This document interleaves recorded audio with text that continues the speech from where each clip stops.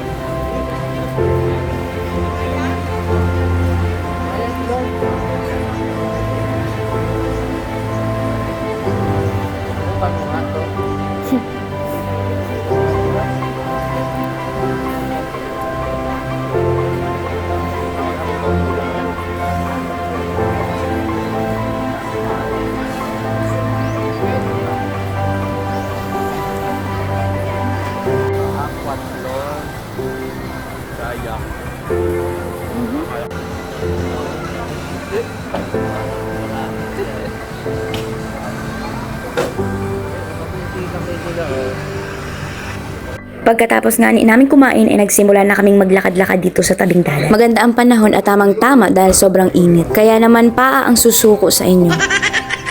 Shoutout nga pala sa taga-dala ko. Huy! Sir, bagay po sir. Sir, bagay po sa inyo.